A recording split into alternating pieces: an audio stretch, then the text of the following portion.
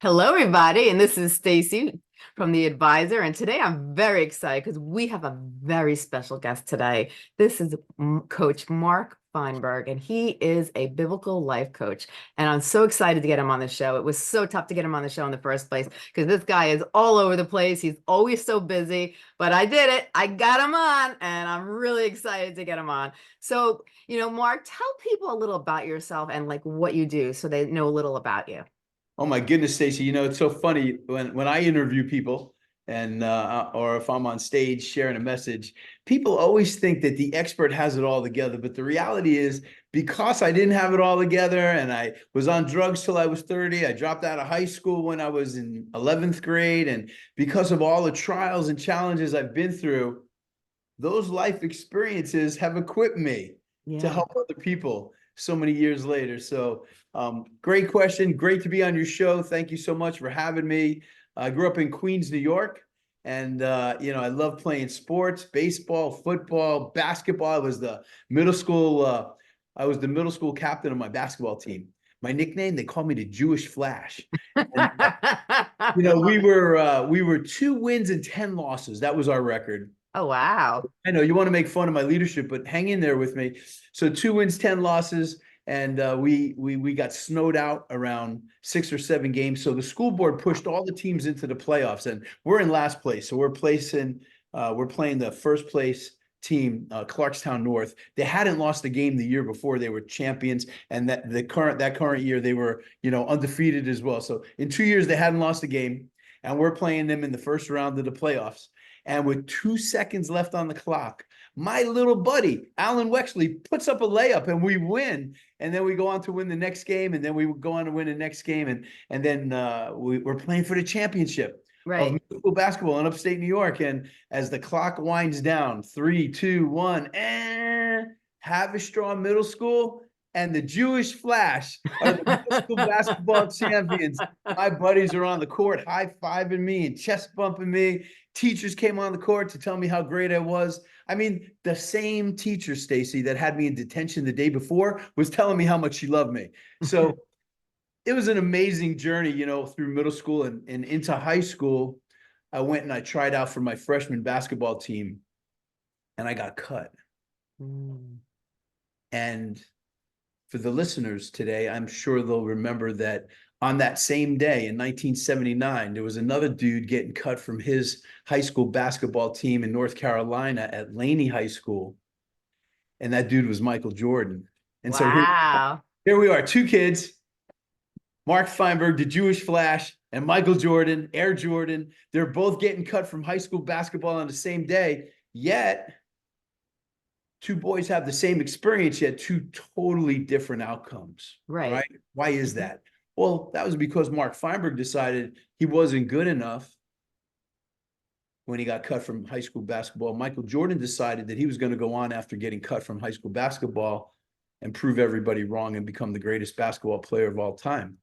And Wow. so, even though we may have similar experiences, the power of the mind and the narrative and the story that we tell ourselves is Yeah. really the difference. It's the differentiator in life between those that go on through adversity and through obstacles and conquer those challenges to become great, and those that make up these lies that they're not good enough, they're not worthy, and they give up and they quit. And that's the difference. It's pretty amazing your story. There are a lot of people out there that, you learn from experience and you push through those obstacles. But there's a lot of people who go through life and they use drugs and alcohol to cope with their obstacles in life and to get through because they just don't have those coping skills. And a lot of people get stuck. They just, they hit rock bottom and they just can't get out of it. How did you actually have the resilience to get yourself to say enough's enough? I want to change in my life. I want to make some of myself. Like, how did you get there? Because, that resilience is a lot, and not a lot of people don't know how to get that inner strength out. What a great question again, Stacey. Being a biblical life coach for a dozen years and having retired in my early 40s after selling my wholesale produce company, I found success later on in life after 17 years of drug addiction, and after all the pain that I went through and all the blame, I spent a lot of years blaming people, and I blamed God. I blamed people in my life. I blamed myself. My dad, he left my mom when I was 6. Right. And I made up the story that he left me. Mm-hmm. He didn't love my mom anymore, but I made up the story he didn't love me. Right. So I felt vulnerable, and I was afraid, and I felt abandoned and betrayed and left behind by my dad. So I looked to the men in the neighborhood for father figures and leadership and mentorship. And by the time I was 11 or 12, I had some really great father figures in my life. And this one father figure, Sheriff Ray, if you opened up my front door in my building, right across the hall, there was his front door. And he was a sheriff, and he represented protection and safety and covering for me. And when he would come home at night, I'd jump up in the police car and turn on the sirens, and I'd get on the CB on the walkie-talkie, make believe I was calling in a crime. And, he was just so cool. And he'd take me to upstate Monticello, where he had a log cabin and on a couple of 100 acres. And, at 12 years old, here we are shooting guns and going to charity events. And I remember this one specific weekend. He takes me up to Monticello, and we go shooting. We went to a charity event, Mm-hmm. and it was really cold that night. When we came home, we lit the fireplace, and we made some hot chocolates and lots of chocolate on top of the whipped cream. We sat in front of the fireplace, and we did what we usually did. And he hands me this book, and he opens it up, and he says, "Here, read this." And I start reading the book that he had given me at the time. And all of a sudden it becomes very sexually graphic in content. And then he goes on to touching me. And he started to doing these things to me that were just unthinkable, unimaginable. Yeah. Molested me, and he violated me. And I'm 12 years old. And when he was done, he said, "Listen, you can't tell anybody. You're going to get in trouble. So just keep this to yourself." And Sheriff Ray, he had guns, and he was the law, and I was scared. So I kept Right. that inside. And what I did was, I channeled that energy into sports. And after getting cut from high school basketball, I determined that I wasn't good enough. And that pain was so great that I had to use drugs immediately to cover that pain. Yeah. And that went on for 17 years of active drug addiction. Wow. And then I was in a training, and God delivered me from the drugs and the alcohol in 1 second. What I couldn't do in 10 years going in and out of Narcotics Anonymous. Yeah. One training, in one exercise, the light came on for me. And that revelation was, wow, I'm really good at getting clean. Yeah. Because 10 years in Narcotics Anonymous, I'd go in, I'd get clean, I'd come back out and get high, and I'd go in and get clean and come back out and get high. And in the 10 years, from 20 to 30 years old, I never put 1 year straight of clean time together. Never 1 year. Yeah. And it was in and out, in and out. And I was committed to getting clean, because I was always committed to going back out and getting high, because I never Right. did my pain. And then that weekend, I shifted the commitment to staying stopped one last time. Yeah. That was November 4th, 1994. And so that was the beginning of this new journey Right. about resilience. That was the beginning of a new journey for me, where I was delivered and I found freedom from the drugs and alcohol. And after that one weekend in that training, I Yeah. went on 3 weeks later to the advanced training. The company was called LifeSpring. It was really dynamic in Yeah. the personal development arena. And I remember the advanced training. We went from 500 people in a ballroom to 45 of us taking on our life at the next level. And I Yeah. decided to take on my life at the next level. And I was broke, so I had to borrow a credit card to pay the 1,500 to go away for 5 days. And I went. And the second day, we were in an exercise. I affectionately call it the chair exercise. And I was sitting in a chair. Yeah.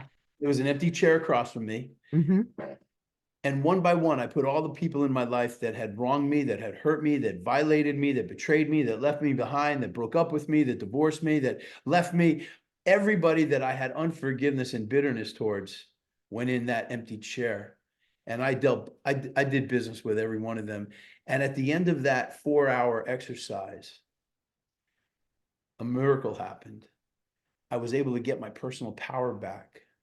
Because Wow. what happens is unforgiveness is like drinking poison, Hmm. expecting the other person to die. Right. Unforgiveness is like me drinking poison, expecting that the other person's going to die. And that wasn't the case. The case was that that bitterness, that unforgiveness in me was like a cancer. And it was a block that held me back. Why? Because everybody had my power. Because I felt like everybody owed me something that had Yeah. hurt me. And I blamed everybody, and I wasn't able to take personal responsibility. So the journey starts being delivered from drugs, but it really goes on to a level when I finally forgave. I Yeah. forgave God, I forgave myself, and I forgave everybody else. And what happened was I got my power back to take personal responsibility and then to create the outcomes and the life that I desired to live in a way like I never had the ability to do before. My capacity changed, my ability to see things clearly changed, and my commitment and desires to my life, to being good to myself and being good to other people, all of that changed for me. And then I Wow. was able to go on and be the man of character and the man of resilience that you talk about. That's amazing. Now, forgiveness is really hard. I speak to people all the time, and letting go is really hard. That's a very hard thing to do is to forgive others. Now, you talked about the chair exercise. Can you tell us a little bit more about what the chair exercise is? Because it had a huge impact. You were able to actually let go of everyone that hurt you, and it freed you from a life that was pulling you down. And, people struggle every day with forgiveness. They can't forgive, they can't let go. They hold on to the past and they can't focus on the present. So that chair exercise, like, tell me a little bit more about it. I want to hear about it. You're so right, Stacey. Uh, there's three reasons that we don't create the life that we want. It's because we don't forgive God. We're angry at God. We're resentful towards God for letting a loved one die, for not answering our prayers in the time that we thought He should, for allowing us to lose our money, for allowing our marriage to end in divorce, for allowing somebody to betray us or to cheat us or to violate us or to rob us or to tell us we weren't good enough. You know, we get resentful towards God and we get angry towards God and we don't forgive God because we think it's His fault that He's allowing these things or causing these things to happen. Then we start beating ourselves up. There's many of us that grew up Jewish. I grew up Jewish before I Mhm. became a believing Jew, a Messianic Jew, a born again Christian. Yeah. And uh, there was this Jewish guilt thing that was always going on. My mother was always like, Mark Richard, God's gonna get you. There was this guilt thing that hung over us, this cloud that God Yeah. was following us around and He was gonna get us, and He was watching us. And I went on a mission to prove my mother wrong, that God was not going to get me. And Yeah. and what happens is I started betraying myself, lying to myself, not keeping my word, not showing up on time, doing drugs, doing alcohol, abusing my life, abusing my body, abusing my mind. And and we start to hate our life. We start to hate ourselves. People Yeah. get to the point where they hate themselves so much they commit suicide. They Oh, yeah. cut their wrists, they start cutting themselves, they continue to use drugs and alcohol. They don't understand how important it is and how imperative it is to forgive themselves. And Yeah. so and the third reason is, there's people in our life that have hurt us and betrayed us and harmed us, and we don't forgive them. And so all of that unforgiveness collectively, it blocks the path to abundance and Yeah. prosperity and success and love and connection and healthy relationships. Now, the chair exercise, it's really a Gestalt exercise. Gestalt, the philosopher, came up with this idea that even though people weren't present, we could actually still have a transaction with them. And Hmm. in that chair exercise, in that training that LifeSpring facilitated, it Yeah. was all around forgiveness. It was, and part of the chair exercise, as I'm yelling and screaming and kicking at people and punching people that weren't in front of me, but it's like a game. But in the exercise, you're in a state. and there's music in the background, and in that room there was 44 other people screaming at the people in their chairs, and so we're having this transaction with people in an exercise that aren't physically there, but mentally they're there, Yeah. letting them know I'm just letting all this stuff out. And in a lot of those relationships, I had to then ask for forgiveness for the part that I played Right. as a son, as a grandson, as a brother, you know, Hmm. um, as a partner in business, as a husband, as a boyfriend. You know, I wasn't perfect. I made a lot of mistakes, and I needed to also not just forgive those people, but ask for forgiveness from them for the, you know, the way that I showed up. So in that exercise, it was two ways. It was, you know, forgiving them and asking for forgiveness, Yeah. and even though it was an exercise where they weren't there, I still called a lot of those people and asked them for forgiveness for being unforgiving towards them for what I thought they had done to me. And I was also able to ask for forgiveness. And that was in real time, in real life, whether it was on the phone or in person over lunch. Hmm. And so much healing took place in that. I really believe after love, freedom is probably the second most powerful biblical principle that we can live in. Oh, definitely. I agree 100% with that. I think a lot of people repress their emotions. Things happen in life and we go through trauma, we go through experience that just changes us. And what we do is we tend to naturally, a lot of people just repress those emotions, repress those emotions. And I feel like even from my own experience, when you repress emotions, you can get to a point where you're just numb. You don't know how you feel anymore. You're like walking around like a zombie and it's like being on a highway. You have 6 lanes and you just don't know where to turn. You're like lost in life. But if we can get to a point like the chair exercise and we can just like sit there and think about, okay, who hurt me in my life? Who caused me pain? Where did my life make a U-turn where it started to go bad? What are the things that happened? And then think about it and then just get that anger out. Because I think, anger and fear and resentment, these are things that people hold inside and they just destroy you. They just like they rip you apart inside. And people don't realize 70% of illnesses are caused by stress. They can kill you, just being so angry, but you were able to free it, and you were able to let go through this chair exercise, which is amazing. And then you ask for forgiveness in certain things. You ask for their forgiveness, which is amazing also, because a lot of people can't get to that point. That's a very hard thing to do because you not only wanted forgiveness from others and you got the anger out, but you were able to admit when you were wrong. And a lot of people don't admit when they're wrong. And honesty is key. And I always say that, one of the major healing parts is when we can be honest and say, yeah, I took a part of that. Part of this is my fault. And I think that's the part where people could heal is that, okay, you took responsibility for yours. And then if the person is mature enough, if they can take responsibility and say, yeah, I wronged you too, then you've got a new bond with that person. You could start fresh. And it seems like, you were able to cross over to that abundance. And did it take time? Because a lot of people in our society are really impatient, but I think healing takes time. How do you feel about that? It took a lifetime up until that day and that exercise, 30 years, Yeah, come to a place of being willing to let go, surrender, and forgive everybody that I thought owed me something. And then as I surrendered them and said, you owe me nothing, you're free to go. What happens is forgiveness equals freedom. yeah, There's a freedom, yeah, and it happened immediately, instantaneously, instamatically. right. Freedom, came on the scene Yeah. with forgiveness. And right now, I'm in the last chapters of finishing my book that's going to be launched before the summer, called Forgiveness Equals Freedom.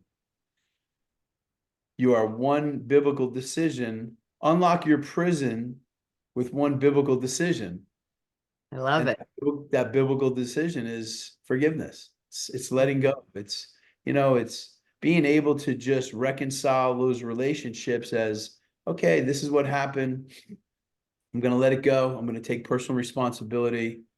And really, when we take personal responsibility and own the experience, it becomes a gift. It's no Yeah, longer a curse. It becomes it empowers me and inspires me. It doesn't disempower me or take my power any longer. And so that's the real gift, is when I surrender, go, and I forgive you, I keep my power. yeah, And then I'm able to redefine the experience, right? Can I change anything that's happened in the past? No. But right. what I can change is what it means today. Yes, My father leaving my mother 53 years ago, instead of a meaning that he doesn't love me, I can change that meaning to he left my mom, he didn't love her, but he certainly loves me. right. Right? Those meanings that we give to our life experiences, Yeah, they come from us. right. Yeah, We're giving our life meaning. So yeah, why are we labeling things and giving things meanings that are destroying us and crushing us and yeah, disempowering? I mean, we're in control of those meanings. Change the flipping meaning already. yeah. I love it. I love it. And that's so true. So many people focus on the negative, but if we start to really let go of that negativity and we start looking at life more positively, I think that's when abundance comes in. So tell the world what it feels like to actually hit that peak where you feel abundance. Oh my goodness. Stacey, I was in the wholesale produce business selling fruits and vegetables to restaurants. Hmm. And I was 31 and a half years old at the time. So I was clean for a year and a half, and I was maybe 6 months as a born again believer in Jesus Christ. And I get my fruit trucks out on the road, very early business, 6 o'clock, 6:30. They got to get out and go on Yep. their deliveries. And I usually go back in the cooler and I make a fruit salad for breakfast every Mhm. morning. Grab a watermelon, a cantaloupe, a papaya, some mango, some berries, and go to my cutting board and make myself a beautiful fruit salad. And I remember this one morning, summer of 1996, I feel like, wait a second. I pushed the fruit away and I go, today is a day for pancakes. I just was like, I'm not cutting fruit today. I'm going to get some pancakes. I drove down the street in North Miami, Florida, to the IHOP down the street from my warehouse. And I pull up, and there's this woman waiting to get in. It's like a minute to 7. The manager's just about to open up the door. And as I pull up, she's at the door, and I take a second look. I'm like, no way that can be her. So I get out of my truck. The manager unlocks the door. She goes in. I make my way up the steps. I go in. Where is she? I'm going to stalk this woman. Where is she? But she's sitting over there in the corner in the booth. Nobody else is in the restaurant. So I sit kind of adjacent to her so I can strike up a conversation. Right. And our breakfast is kind of served simultaneously as we're talking. Hmm. She picks up her eggs and she slides into my booth. And now she's sitting across from me. I didn't say, come on over. Like, she literally picked up her eggs Yeah, yeah. and came into my booth. And she's looking me straight in the eye. She's, do you know who I am? My heart's racing so fast. I'm choke on my next breath. I'm like, but I played it cool. I was like, yeah, I know who you are. She's like, well, why haven't you said anything? I said, well, I don't think we're ever going to see each other again. And it just seemed like you needed a friend. And I wanted to be that friend. And Right. I was encouraging her with some scripture. And, Hmm. I paid for her breakfast and I prayed for her. And it was the most beautiful transaction that I had since Yeah. spring. And it was one of the most meaningful transactions, because here I am having breakfast with Whitney Houston. And as I walk away from breakfast and leave after an hour of spending time with Whitney, in a time where her husband was on the news cheating on her and she was in pain, she left her Williams Island penthouse apartment in Aventura and was driving around all night and ends up at IHOP. And because I decided I wanted pancakes, I'm in the path. And Yeah. like, I'm fired up for Jesus, and I'm clean, and I'm clear, and I'm awake, and I'm able to love on her and minister to her. Yet I Yeah. walk away, and God's ministering to me saying, son, you're good enough to sit across from anyone. And that was my moment, my good enough moment. It was my second good enough moment. The first good enough moment was when I realized that Jesus hung on the cross and died for my sins. And I realized, wow, God died for me. I must be good enough. Mhm. But then this one practical breakfast moment in my life really solidified, like, wow, she's one of the most popular women on the planet. And here I am ministering to her and loving on her and supporting her. And she's like, Mark, do you know I can't do this with anybody in my life? I can't talk to anybody. And I am so blessed that you were here in my path today.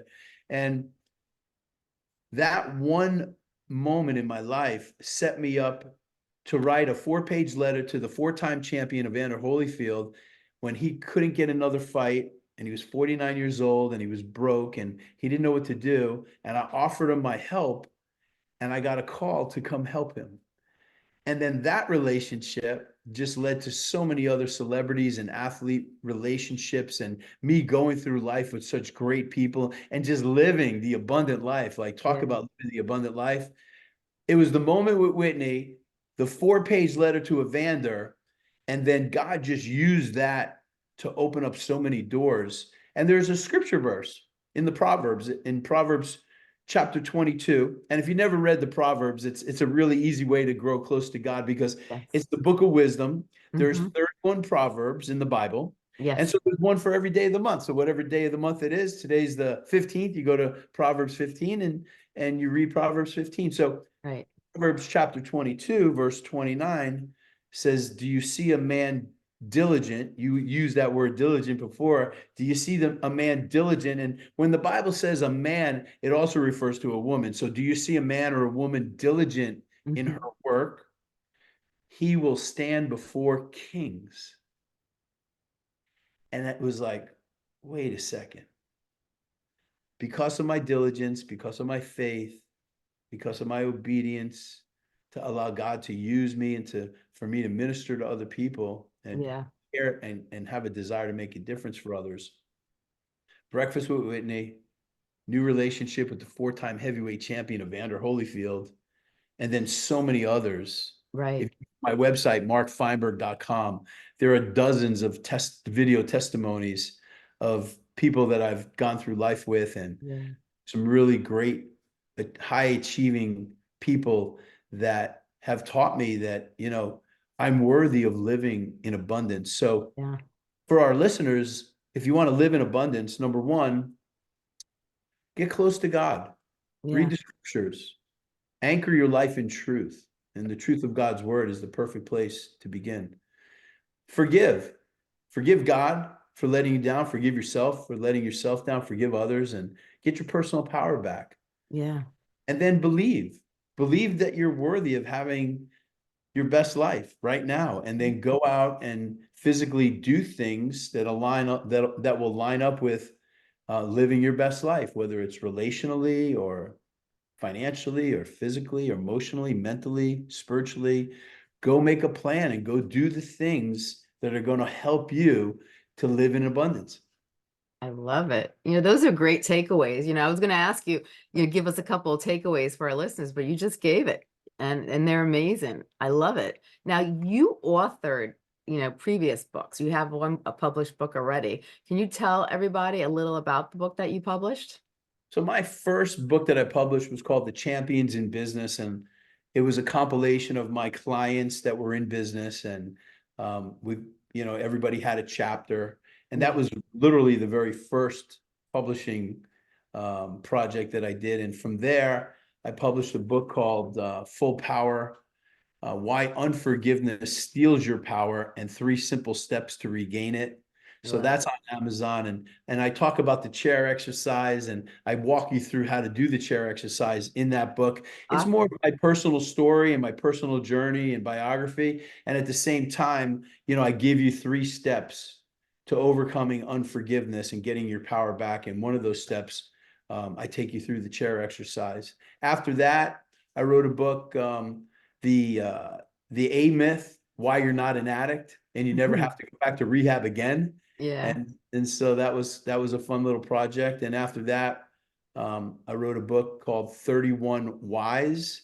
which is my journal and me taking you through the 31 Proverbs on a Mm-hmm. journey to get wisdom for your life, and finding that wisdom in the book of Proverbs. And certainly now I'm launching Forgiveness Equals Freedom, Mm-hmm. Unlock Your Prison I with love One it. Difficult Decision. So this is my new passion, my new message. I want people to be free. Yeah. You know, I don't know about you, but from a very, very early on, there was a lot of multi-level marketing companies that promised time freedom and financial freedom if you joined their Yeah. company. And yet you only invested a little money, and there was big hopes that you could make a lot of money and get your freedom back from working 9 to 5. And I Yep. remember always wanting financial freedom and Mm-hmm. time freedom, right? Yeah. That's I've always been in business for myself since I'm a kid. Right. I've been in business my whole life. Yeah. First in the produce company, wholesale produce, 22 years. Then in the financial solutions, in the crash of '08, I started a company called Crown Financial. That was 7 years before I sold that. And now as a biblical life coach and personal advisor. Um, and it's not just time freedom. It's not just financial freedom. It's really personal freedom. Yeah. It's personal freedom that leads to all the other freedoms, Yes. right? And it's forgiveness that opens up the door to personal freedom. Oh, And so this message now, as a matter of fact, tonight I'm going to be at Recovery Church in Delray Beach. So if you're oh, listening to awesome. this live, Recovery Church, Delray Beach, they've got a Facebook page. So we're going to do a Facebook Live. There's a YouTube channel. It'll be on YouTube. So my presentation of Forgiveness Equals Freedom is going to be live tonight at Recovery Church. And, I'm very passionate about this because freedom is very important. And especially in the United States, we don't take our freedom lightly. And we praise our military for giving us Yeah. the freedom that we have in this country. We're one of the most powerful, beautiful, freest countries in the planet. Yeah. And, there's a sacrifice that Mm-hmm. people are paying for our freedom. The military 100%. and the veterans, the soldiers, they pay a price, Yes.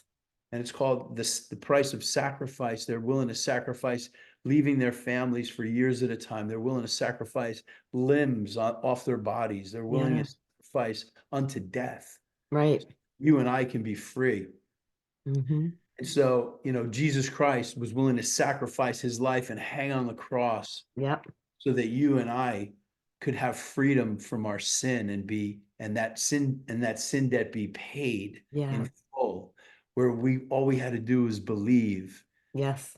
in Jesus and his sacrifice on the cross. And now I want to sacrifice the rest of my life helping people to forgive Mm-hmm. God, themselves, and others, Yes. so they can live a life of freedom, a life of abundance, and be the masterpiece God created them to be. Oh, I love it. You're so passionate when you speak, and I could just feel the warmth and the positive energy just from listening to you. And I am so proud of you. All the accomplishments that you've come, through, that you've achieved, and everything that you've gone through in life. You took every obstacle that you went through in life, and you turned it into something positive, and you took out everything you learned, and now you use it to help others. And that's a blessing in itself, that you were able to go through this. And sometimes, I feel like sometimes God puts us through a journey, and we may not understand at the moment why we're going through this. And sometimes it's to teach us, to help. We're helpers of God. And sometimes, there's a purpose in life. I believe there's a purpose. Everything happens in life for a purpose. And, I think your purpose was to use everything you accumulated in life to help others. And that's what you're doing right now. And I'm so proud of you for that. And for your books, if people want to get your books and learn from you, where can they find your books? Thanks, Stacey. I appreciate your generous words. And Mm.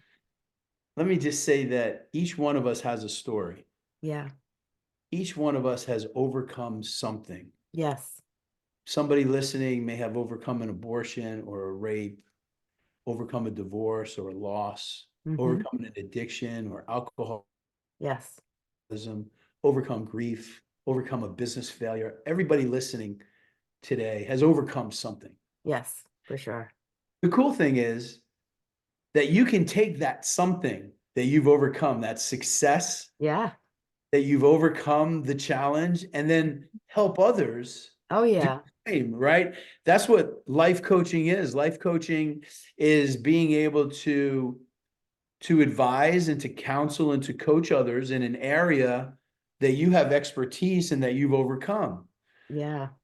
So what I help my clients do is, because I'm in the Christian communities, I help my clients that are Christians become biblical life coaches so they can take their passion for God, their love for God's word, their disciplines of prayer and Bible study, and combine that with their life experience to become biblical life coaches.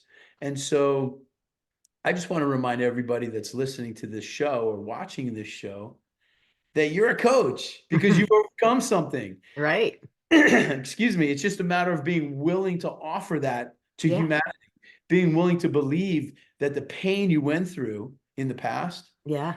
is positioned to be the power in your purpose today. Oh, 100%. Yeah. It's positioned to be the power in your purpose today. Yes.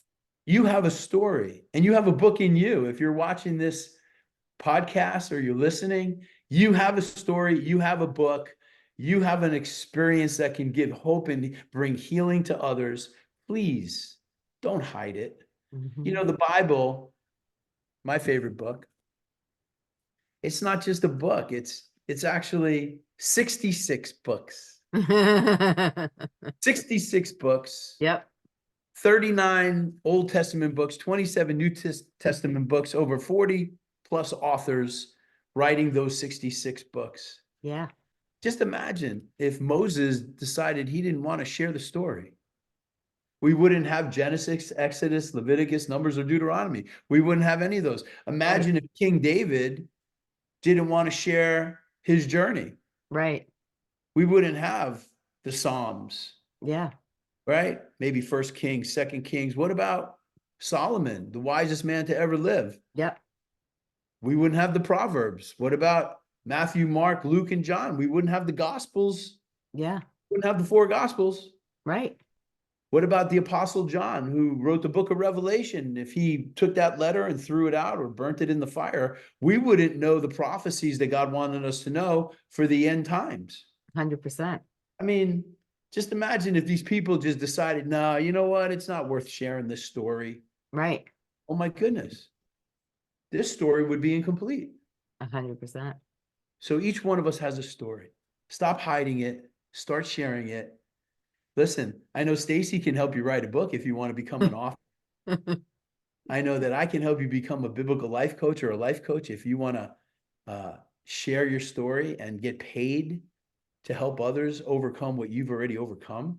If Right. you want to find one of my books, all you got to do is Google my name, Mark Feinberg Books, or go to Amazon and Google Mark Feinberg, MarkFeinberg, and you'll find all the books that are available there on Amazon.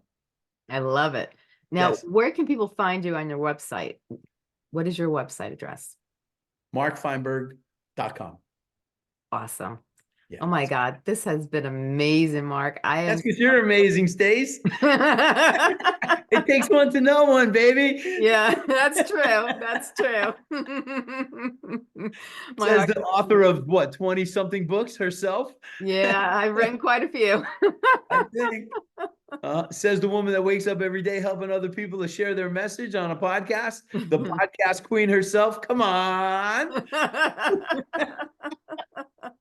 Oh, you're too much. Oh, I love you, Oh, I Mark. love You're you too. unbelievable. Thank you. Listen, I really hope that you'll come back on the show and share some more things because there's so many things that we could talk about to help other people. And you are just amazing. You have so much to offer. And before we go, is there anything else that you just want to tell the listeners before we end this? You know, if I could gift the listeners something, I'd like to gift them a free copy of 31 Wise. And all they need to do is go to 31wise.com, 31, the number 31, WISE.com. And I'm happy to send them a free copy of my journal, All they have to do is pay the shipping and handling, and the book is free. And I'd love to put a copy of God's wisdom in your hands. If you need some advice or some counsel or some coaching, you can easily contact me on my website, and I'm happy to spend a half hour with you for free, just speaking into your life and hearing your story and figuring out some things with you. I'd be happy to do that. There's another gift. So there's two gifts for you, Stace. This has been amazing. Thank you so much for coming on the show. I really, really enjoyed this, and you share so much valuable information, and everything you've done with your life is a true miracle. And now you're producing miracles by helping others. So I just want to say thank you for just being, a part of everyone, my life and other people's lives, and doing so much good in this world, because you're changing lives. And that's the biggest accomplishment you can do for somebody, is be able to change their lives. And if you could help one person, then that's all. If we could change one person's life, and I just want to say thank you just for being you, because you're amazing. Thank you, Stacey. It's an honor to be going through life with you as well. And thanks for having me on your show. You're welcome. You have a great day. Okay, you too. God bless everyone.